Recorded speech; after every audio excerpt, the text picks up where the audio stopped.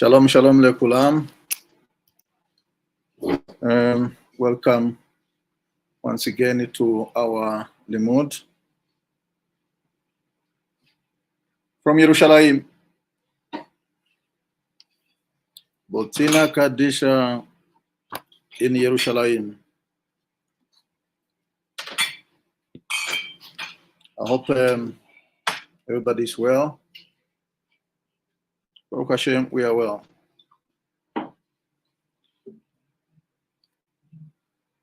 Again, it's our custom to start with the halakha according to Ben Shchai. I sent the page of the two halachot that we are going to learn today. And after we get back to our main limud, which is a continuation of what we have started learning since Yom Rishon.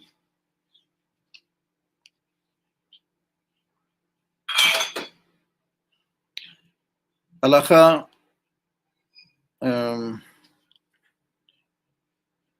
or the halachot that we are learning under the Parashat Noach, dealing with the lighting or lighting Shabbat candles or Shabbat lights. Last time we only covered up to halakha Gimel, meaning halakha 3. Now we go to Dalet.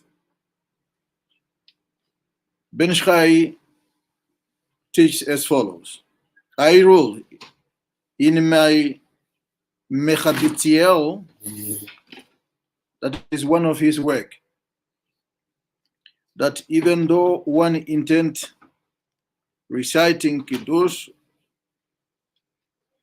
I beg your pardon, I repeat that again, that even though one intend reciting Kiddush and eat outside in the moonlight on Friday evening, one must still light the Shabbat candle or Shabbat light in the place that one wishes to eat, even though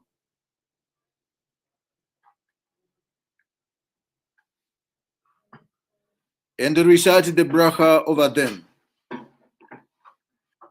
quite apart from the simple reason of lightening the light, namely to promote domestic harmony, which may not be quite as necessary in the moonlight. There is an obligation according to Kabbalah to light Shabbat light. What is saying here? There is a very short and part of some aspect of that halakha, meaning about Shabbat light or Shabbat light, because some people have got the custom to use candles. Some have got the minhag of using oil. Either way, they are all Shabbat light. Here, Ari HaKadosh is giving us a picture that demarcates between the light of the moon and the light of the light of Shabbat candles. Halakha says a simple reason. The issue is simple reason for lighting the Shabbat light is to promote domestic harmony. What is this domestic harmony? Shalom Babayit.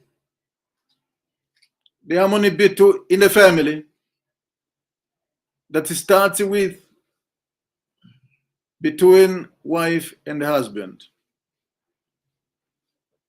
and wife.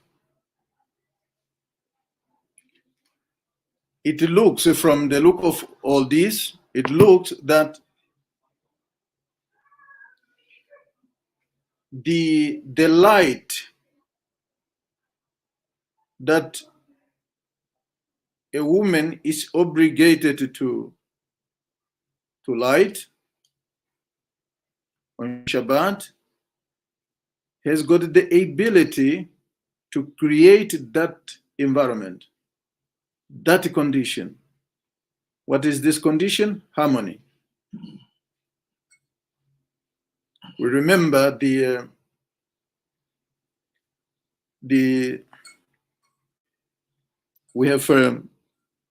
we have decoded that the first three letters of the word Bereshit, that started with Bereshit, with us, that started the Torah.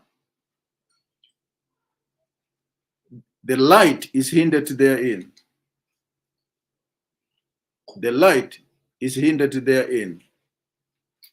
But at the different levels of this light, how many colors do we see in the light? When you light a Shabbat candle, for example, if I'm not mistaken, there are 4 different colors in the light. Am I right, Rabbi Zohar? 4 colors. And each of these colors has got there is a meaning behind all these colors. A simple reason as to why a woman is obligated to recite, not to recite, to light these candles. The simple reason is that, well, the world can all collapse because she has whatever, is it dimmed? Is it dimmed the light, or she killed the light of the world? That's why it's an obligation upon him. Also, the man has got obligation to do that, but it says, halakha here says, if he can light the candles, all the light in the bedroom, but he is not obligated to recite a bracha. He can light, but he cannot recite a bracha. Or he can recite, he can light in the house, but he is not obligated to recite a bracha. But if he's alone, well, you are you are required to recite the bracha. But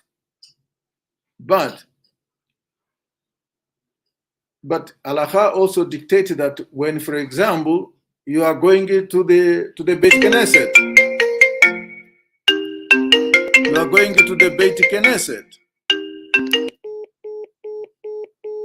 If you are going to the Beit Knesset and you are a man, you light your Shabbat candle at home without reciting the bracha.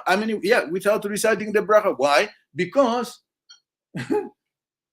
you cannot do anything thereafter. So, let's go to, before I get there. Almost I got hot. I nearly get into another layer of this halakha. Halakha continues. Shaar Abraham, as you can see the number or the page of the number, Shaar Abraham rules that one must recite a bracha of a light lit in a room, which is otherwise subjected to a source of light, such as moonlight, provided the room has some use related to the meal. It would appear that the author intended to support his ruling to recite a bracha over the light lit outside doors, even though there will be a sufficient light from the moon. In other words, the demarcation in the Torah, the halakha, Ben Shchai made here is the light the light between the light of the moon and the light of the oil or the candles of Shabbat. The light of the moon is not the main thing here, but that of the Shabbat light. But like I have just learned from my Rosh Yeshiva here this morning on this specific halakha, the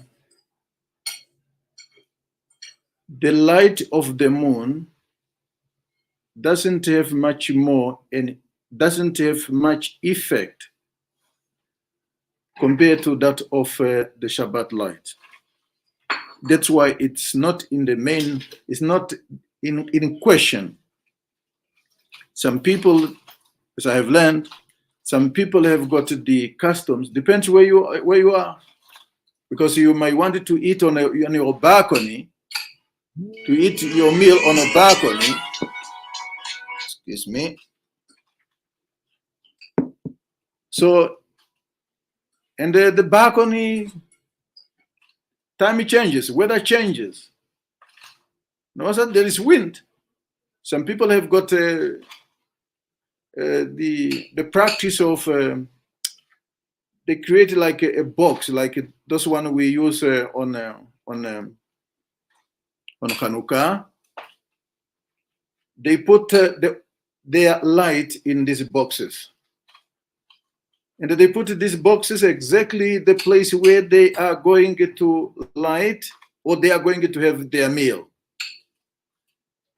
This is so important, considering what we have learned yesterday and all before yesterday, that much more before yesterday, that when you are reciting a Kiddush, you also needed to look at this light. You needed to look at this light. What if you have got the balcony and the balcony is not in the, is not the,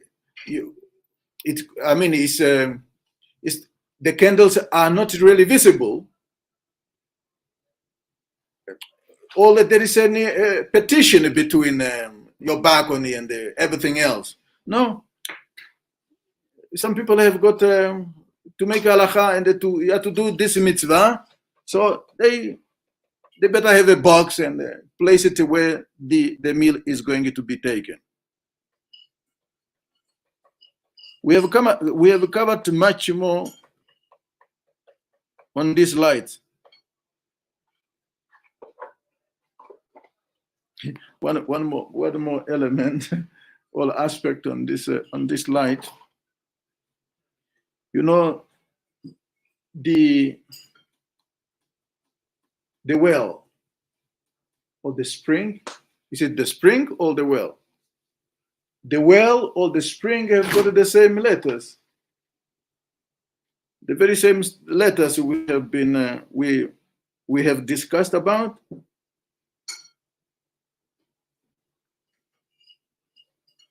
Just wanted to get it clear.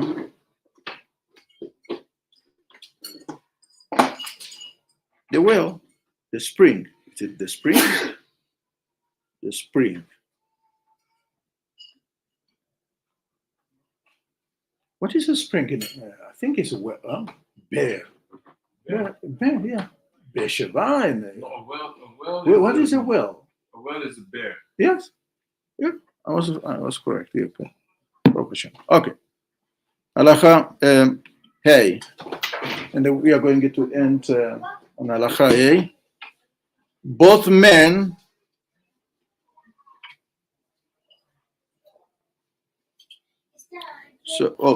but before we get there, in other words, the light of the moon, or the light that comes from the moon, does not cancel this obligation, this mitzvah of lighting candles. Do not say, no, we can see. No, it's not about you seeing. It has got nothing to do with his seeing the light of the moon. All seeing other aspects through the light of the moon, all because of the light of the moon. No, and also because the light of Shabbat have got nothing to do with you physically seeing things in the house. It has got nothing to do with the illumination of the house. It has got nothing to do with that at all. But Kabbalistically, it has got to do with the harmony. And B'ezrat Hashem, we will cover all these aspects as halacha, as we progress with learning halacha. Halacha hey, both men and women must light Shabbat light. Although women have a greater obligation and they have the right to light the light in the house. In other words, as I said before, women are more obligated. They are more obligated more than men. Even if a man should wish to light, his wife may refuse to allow him, although he may light in the bedroom or other room used during the evening, as long as he does not recite a bracha over it. As I said before, men can light, but the wife can also refuse him not to light.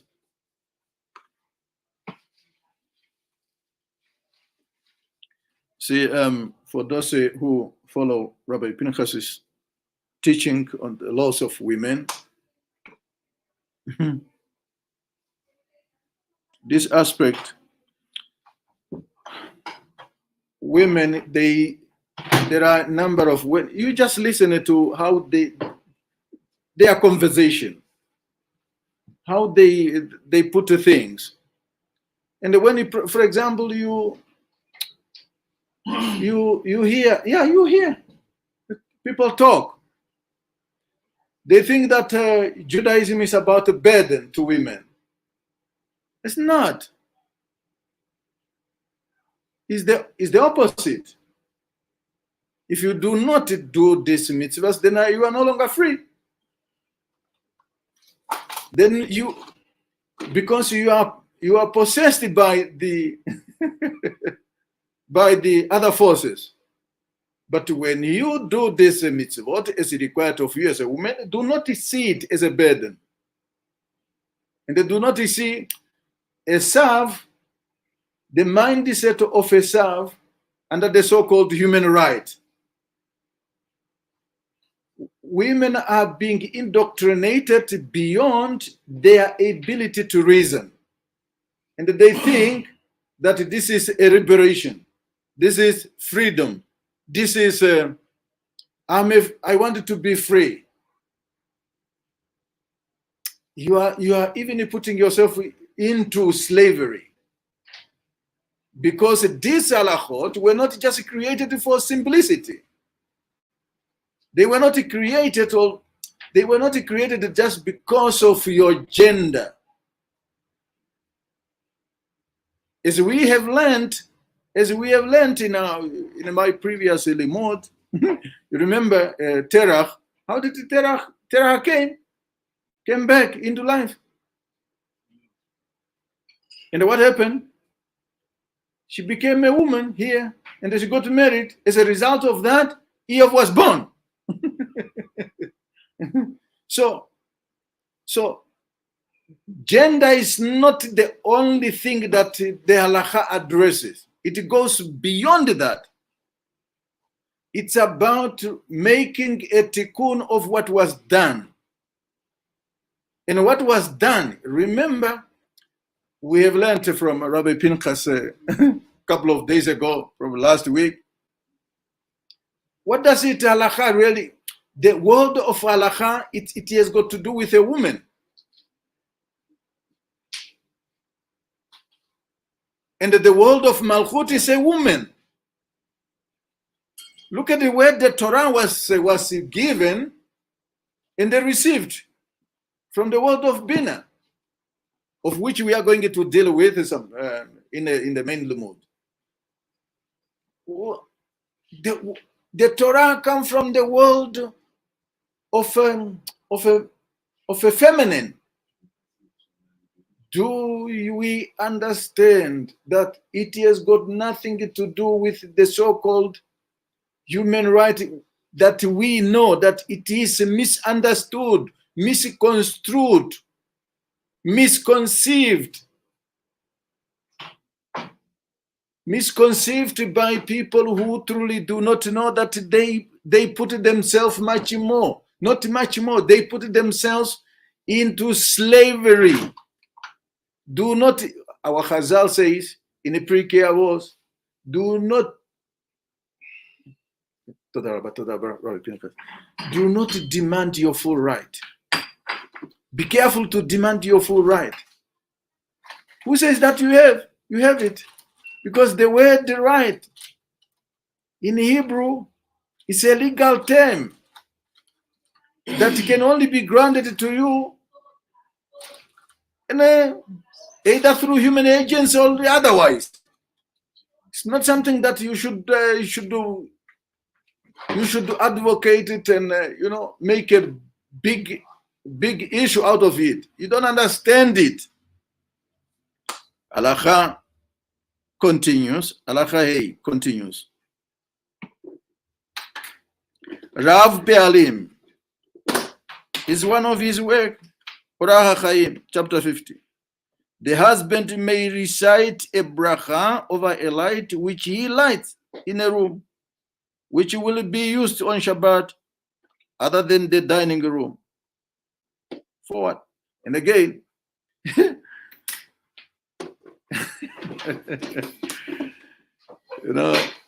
sometimes when you are far from the Torah of sort, not only that you become a victim, but you are not just a victim, but ignorantly you do things and you can even defend those your action to be the right thing. What is a room? We have learned from my Rosh Yeshiva. Rabbi Pinchas says, be careful, no one should even enter your room. Meaning, my bedroom of my wife and myself. Be careful, because we bring, when a husband and his wife go into marital relations at the time required, not the time of the pressure of the desire. The souls that we are supposed to bring into this world, they are hovering over the head of our bed, my bed, and with my wife. So they are hovering there, waiting for that August time to be brought into this world. So now, here, the halacha brings, all has got the same, not the same, has got that aspect. Why a husband should light light in the room? Okay, it may not be the bedroom, his bedroom, but other rooms. But also, if he is required to do for other room, Kal vachomer, even his own bedroom, even on his bedroom. So we mustn't take things. Number one, we mustn't take things lightly. There are some of us, just like Rabbi Pinchas taught this morning, we shake off the note of Torah obligations because maybe society so demand. Or maybe we see it as a burden.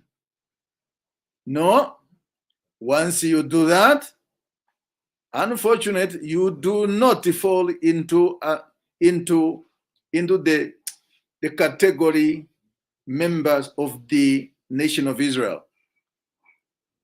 You have canceled yourself out. It's not what only my rabbi said. My rabbi didn't say that. He said that out of the teaching of Ben Shai. Save us prejudices, save us contamination that we do not know what we are saying. We are quoting the text. Judge them, not us. So, Halacha continues.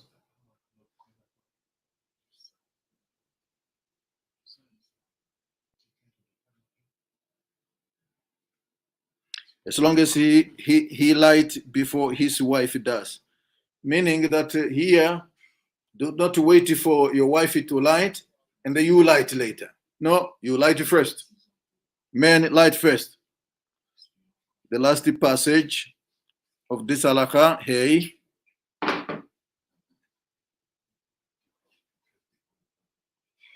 Rav Pe'alim, a married woman staying at the home of a mother or a mother-in-law, and who has her own bedroom, must light Shabbat light, and may recite a bracha over them in her bedroom. See? What is the question here in this halakha? What if she is not a married woman? So she is included in the bracha that the mother recites. You know, when you look at the nature of all the brachot that we recite,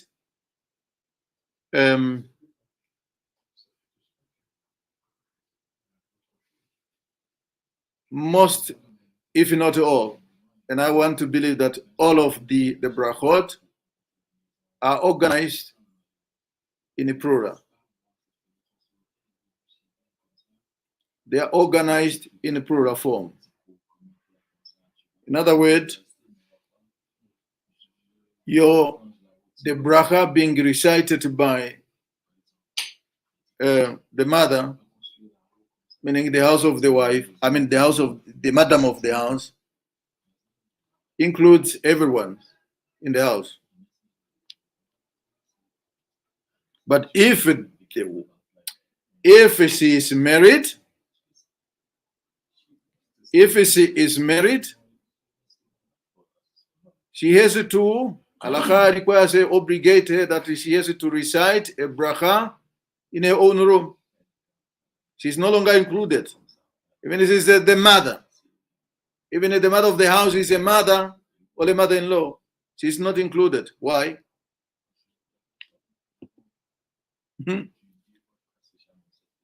For those who attend the same classes, the laws of women, would remember that, and also those who have followed my limud on before yesterday, I think on Yom Rishon, and before that, last week, would remember the Gemara, I think it's Moed Katan, Masechet Moed Katan.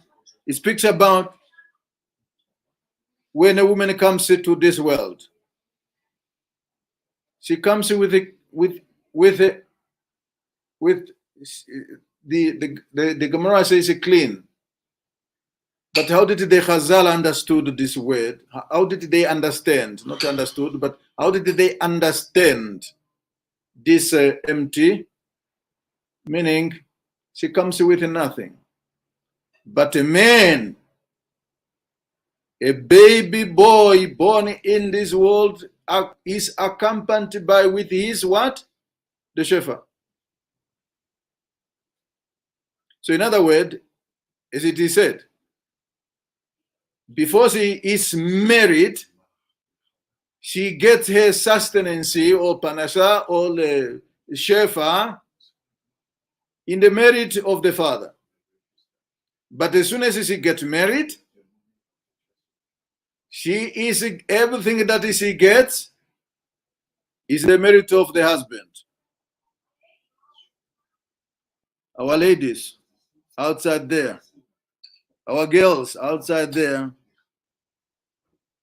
it's not. It's easy to judge me that way. It's easy to judge unmarried men, particularly when it comes to this point. What I'm saying is, what I'm trying to say is, don't say because, well, you have passed through life experiences. Those life experiences should not limit you from getting into marriage. There are a number of them there who are looking for partners, looking for wives. No, I have got my own job. I have got to. It's not about you having. You remember what we have learned from Rabbi Pinchas this morning? What did he say? What did he say? The life of a person in this world is only in riches or, it's through the bracha of HaKadosh Baruch Hu, that it does not depend on your merit. So okay, you have got a nice job, you have got a job, you have got any income. Is that all? You miss the point. Because life is not dependent on only any income on your own and by yourself. It's not only that. There are multiple layers of the sin of Chava, Shniya. There are so many layers and many aspects attached to the sin that Chava has committed. And it has got a number of them have got nothing to do with the income. What is income, for example? To do what? Because there are so many halachot that deal with you being a married woman, you should do for your husband. That you should do for your husband. Many. And if you do not do them, what is then your purpose in this life?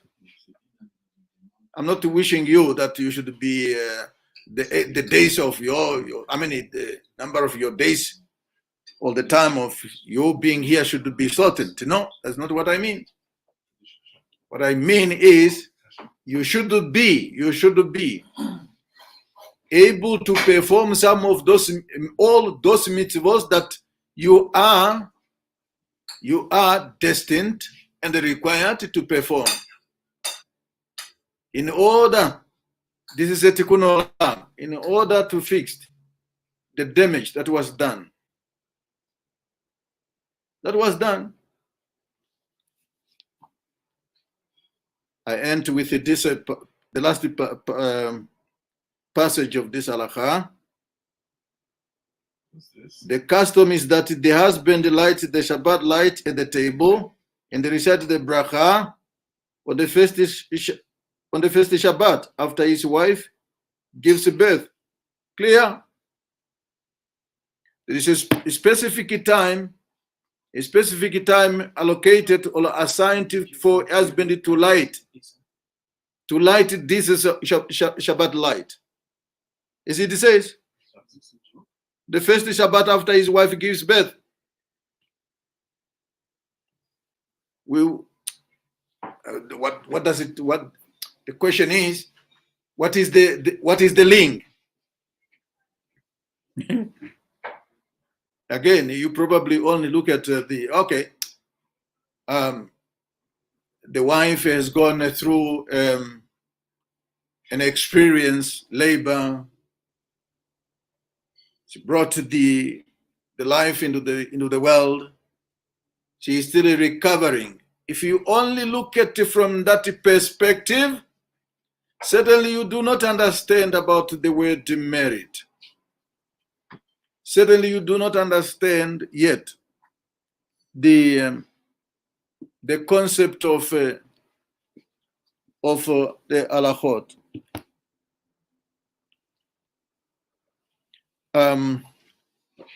Okay, do you know where's Abishai's computer? No. Usually it's somewhere here. No.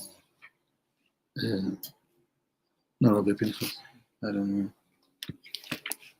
Usually it's here. I don't know. Okay. I've sent it for kids, but I don't see the computer itself. Usually it's always in a bag like that one. Yeah. Okay. Sorry for that. Just a help. Okay. Is there any question? I believe Rabbi Eliyahu Gaon.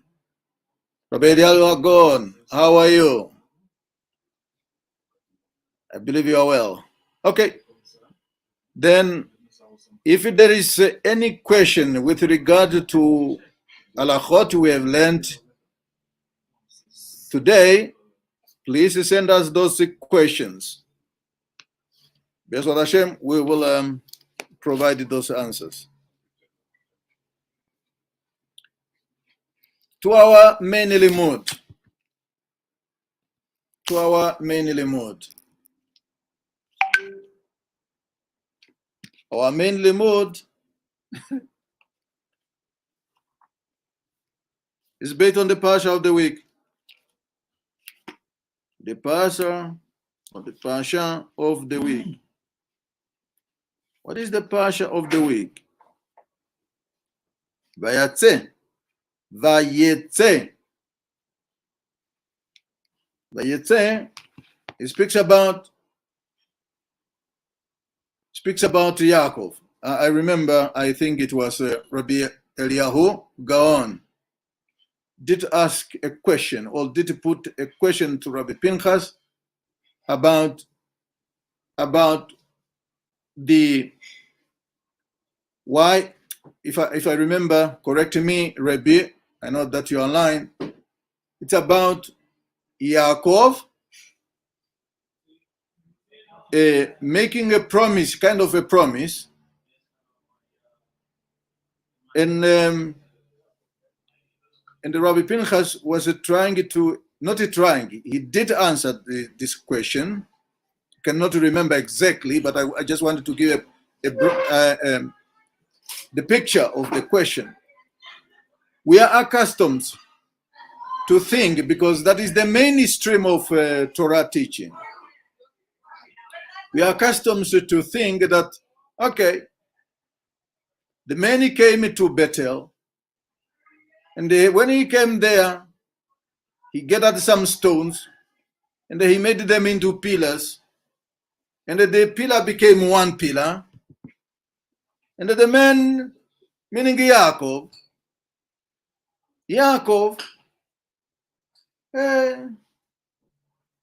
he prayed for two things. Give me bread. They give me clothing. And I remember Rabbi Pinchas was explaining about these things. The stones refer to convert, refers to you, to me. That's why, and those potential convert now and in the future.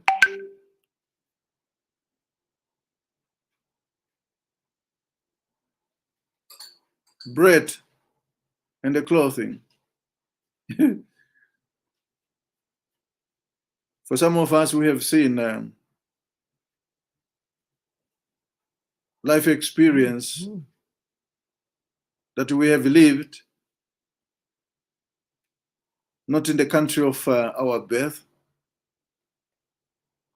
We've got really, though it might not be a full picture, the word full may not be probably the right word, but at my level, I should say, I've got a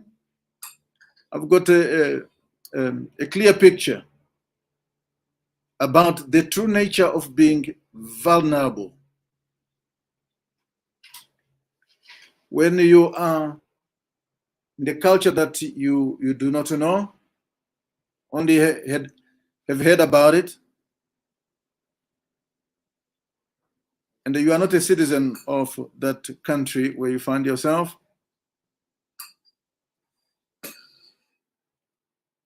your life is really reduced to that of a slave.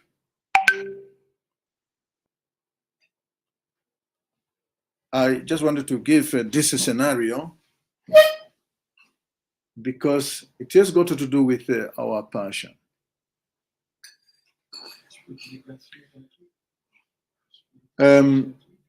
You are at the mercy of everyone that you come across in the country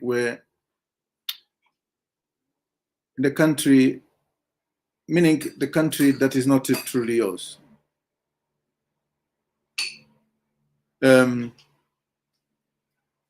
Anyone can kick you or may kick you.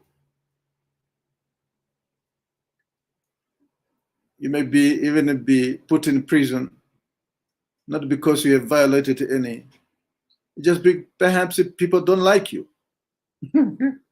It happened to me. I was not locked up, but some of my friends were locked up. In Botswana, yes, I saw. Was a refuge in Botswana during the war. And some were locked up in Zambia. Just because, some police officers looked at it and said, but why do you put on a suit and tie? Oh, but how should I look like? Are you more than, do you want to look better than we are? Are you saying you are more important than we are? Situation like this. So the life of a girl has got also more or less the same aspect. You find yourself among the people that truly you did not know. Language problem. Food. I like my fufu. I like the African food. And the way of cooking in Africa, it's not the same I'm seeing here in the place where I found myself. Everything seems to be a challenge. Okay, that's another thing. But here, it's about food and the clothing. If you have this, so Baruch Hashem, that is your life. That's your life. As the life of anybody who a refugee, for example. It's life. But yet, it's not only about the bread that you and I eat and chew and get into our body system. It's not only that. There are big thought behind all this. Clothing. It's not just about clothing. Okay, clothing. He had clothes, right? He had the clothes. But why would you pray for clothes? All right.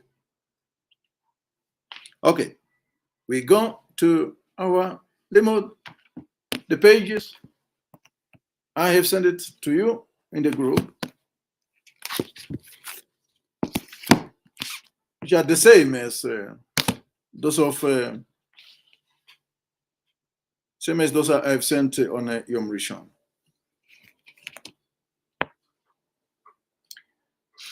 Ari HaKadosh, he says, Ki Avraham v'Yitzchak hem chesed ve'gevra שבסוד דאימה המתלבש בדעת דזה.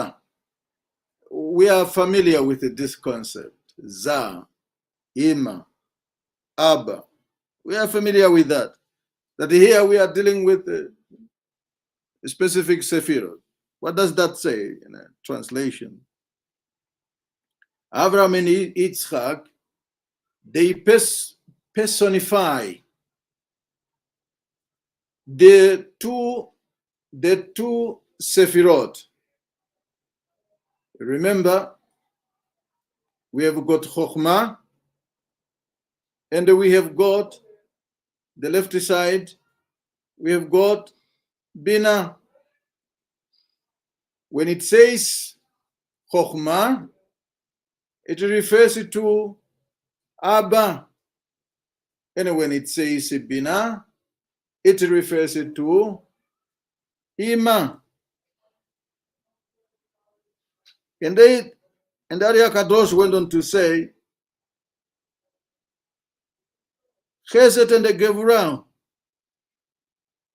the right and the left are clothed in the Yesod of Ima.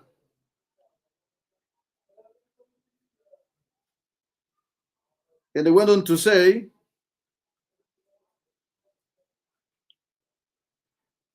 as it is clothed in the dart of Zarampin, meaning the Yesod of Ima also comes down, or give its aspect and the clothes itself in the da'at of Zarampin. What does that mean? Let's get information and we'll explain B'ezrat Hashem. Ve'Yaakov, hu Yesod de Abba, המתלבש תוך יסוד דאימה. Yaakov personified the Yesod of Abba, which is clothed within the Yesod of Ima. Like Rabbi, my Rosh Yeshiva, Rabbi Pinchas, always said, everything is within everything. But here we see that the scenarios being given here by Ari HaKadosh is that the higher order always clothes itself within the lower order. Let's keep that. We wanted to understand Yaakov. We wanted to understand why this journey of Yaakov? Because it is described about his journey. From where?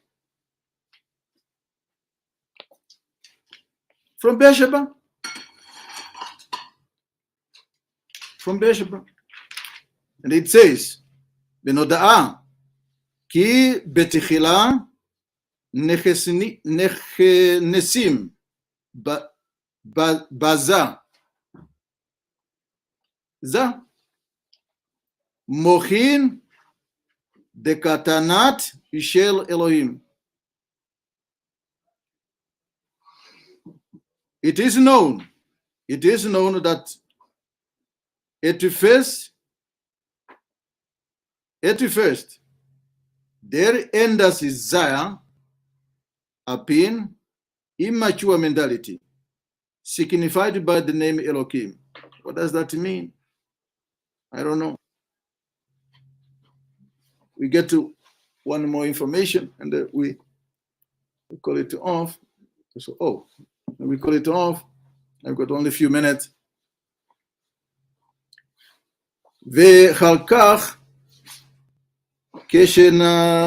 כשנכיסים בו מוחין גדולות הנזכר, אז ירודים המוחין הקטנות גבורון דאזיר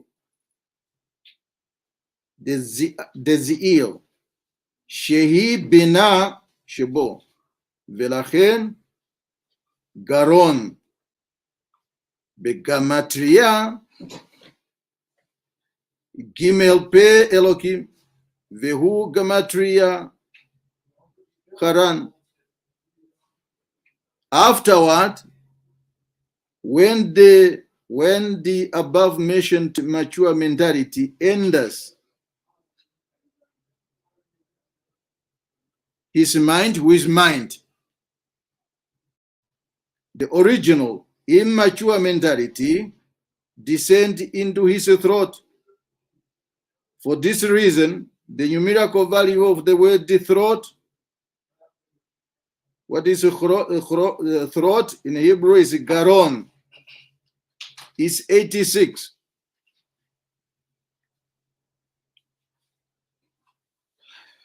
It's in fact, 86. This is also the numerical value of the word haran.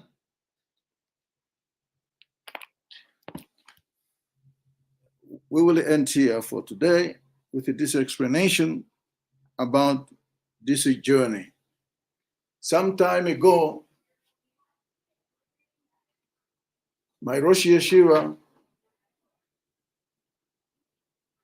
taught us on the concept of 70 kings, on the concept of the cities of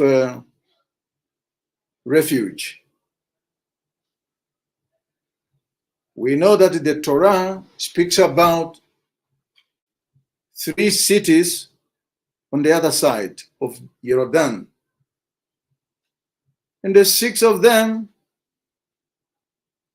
3 of them, 3 on the other side, and the 3 on this side. But none of those cities is called Haran. But it's where he has gone to. Is where he was going to. Is where he was running to. And is where he prayed to come from. To come back. Not to come back, but to come from. And there is where he got his wife. Not wife, but wives.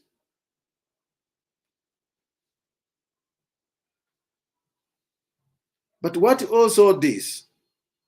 And we see here, Arya Kadosh is telling us that, first of all, number one, it gives us a picture that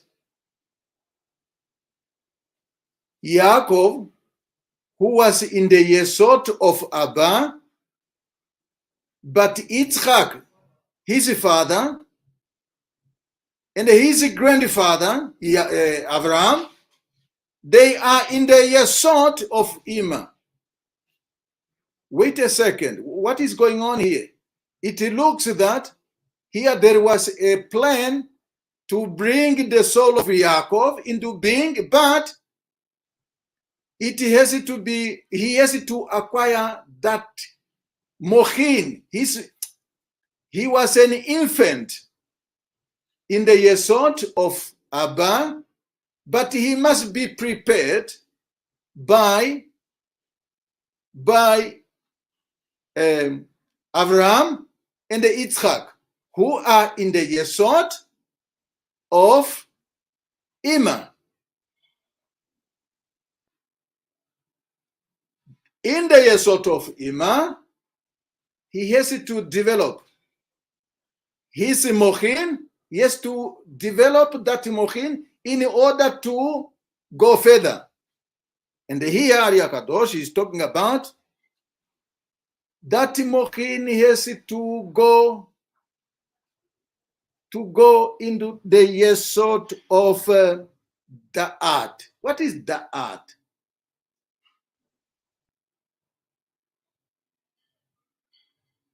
We remember it looks that Mochin has gone down. It's a progression, down progression, not up. It's not going up, it's going down. A picture here is being drawn before us that Yaakov must be prepared to the point of bringing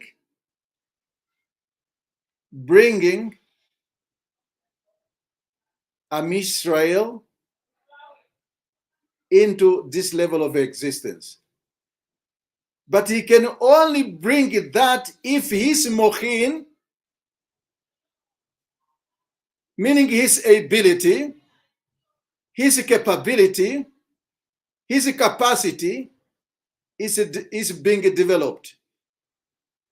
But he was preceded by his father and his grandfather, Abraham, to prepare him. That in itself, it tells me, I still wanted to consult with my rabbi, my Rosh Yeshiva, to align me into this very area. This is a specific aspect. It looks that Abraham, the grandfather, and the father Yitzchak, who were given the ability to prepare this mochin, kind of, maybe, I'm saying maybe did not have the same ability to bring Am Israel into being. I'm reasoning it this way. Why? Because we know that Rivka was destined to bring Am Israel into existence, into this level of existence. But if she was destined to bring the Am Israel into this level of existence, that means that Yitzchak, at one point in time, was destined to also to is the one who was destined to bring this Am Israel into existence.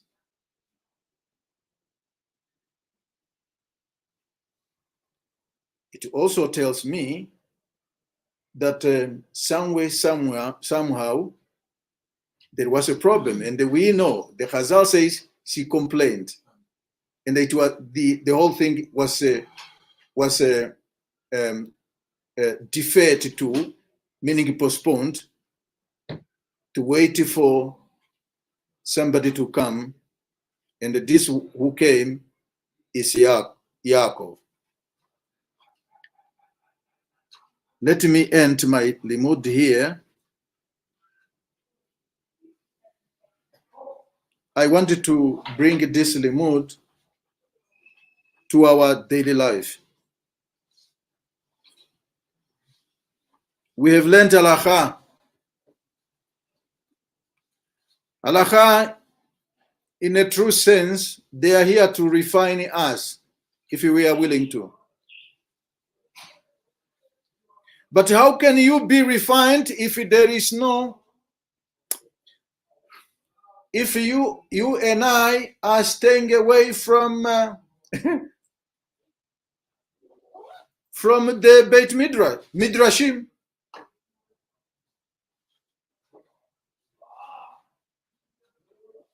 The Chazal in Pirkei Avos said, do not wait for the Torah to come to you. You should relocate to the place of Torah. Rabbi Pinchas just gave us a picture of what Ben Shai is teaching. And it gave me an impression that all these things, I was born Jewish, I've got a blood, Jewish blood in me, it seems it doesn't count. What counts here is when you are every day in the Torah, and that is what we have been doing. I'm talking about Bosnia Kadisha and other places. I do not want to exclude them. But this thing of I was born Jewish is an illusion. It's a delusion. It seems to me doesn't work.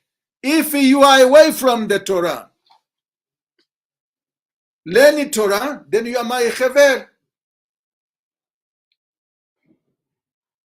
And don't learn it casually, like some of us do. No, I have to chill. Israel is a beautiful place. No, I must go to to Tel Aviv and chill and kill the time. Because the Chazal said I must put the time for Torah study. But the Torah, I mean, in the Tanakh, I think it's in Joshua, I think it's chapter 1 and verse 8, somewhere there. It tells that we have to study Torah day and night. Day and night. So, dear friend,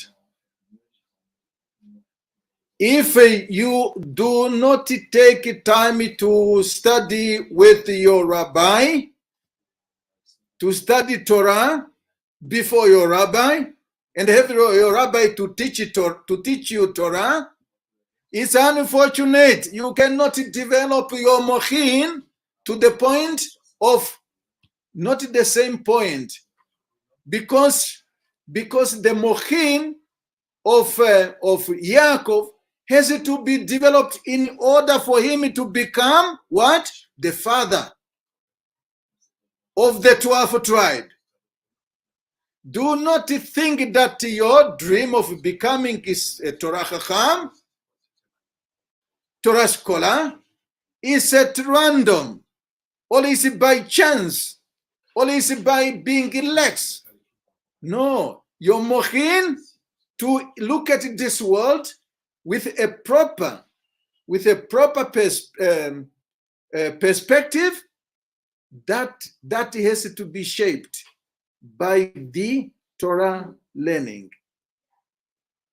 As I have said yesterday, do not only say, okay, I buy this book, like one of my fellow students here who was here.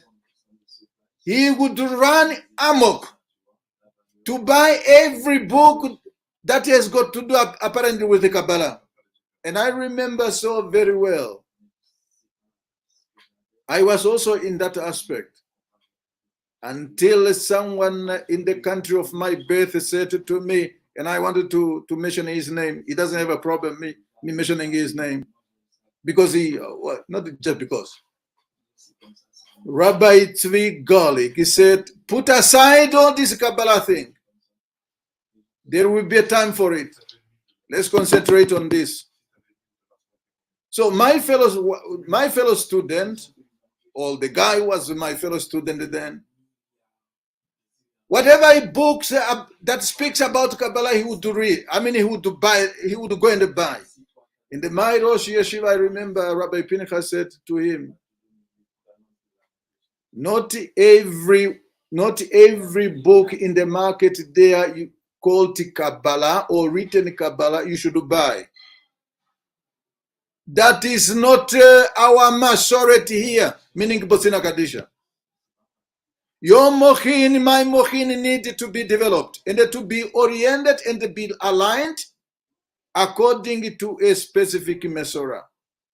If not, you run amok.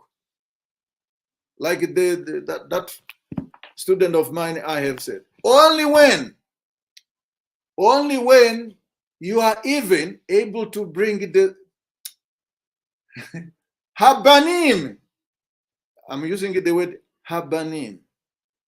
There's a difference between banim and the habanim. It's a big difference. To bring really souls that would shake this world, you need to develop your mochin. Why you develop your mochin? Because if you do not develop your mochin, how can you even get married? How do you even... because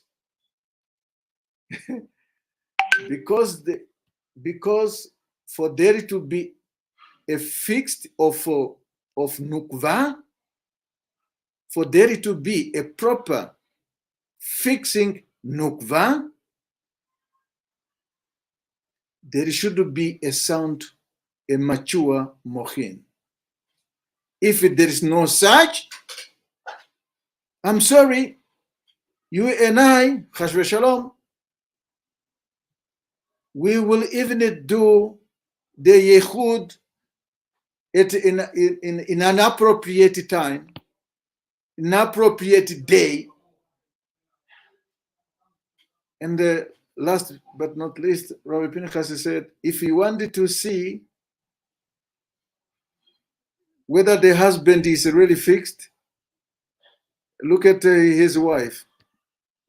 If the wife is immodest, so that means there's something wrong with his Brit Milah. The husband's Brit Milah. There's something wrong with it. And if you don't need it to ask, you only need it to observe and watch how we behave. See how a person behaves in a Beit Knesset. See how we talk, for example. See how we dress. See how many things. And you realize, oh no, here is off. Your mochin is not matured yet, it's not developed yet, and it needed to be developed. Thank you very much, Tzadikim, for having afforded me that opportunity to share with you that a little bit I have. Hope to see you again tomorrow, B'ezrat Hashem. Baruch Adonai le'olam, amen ve'amen.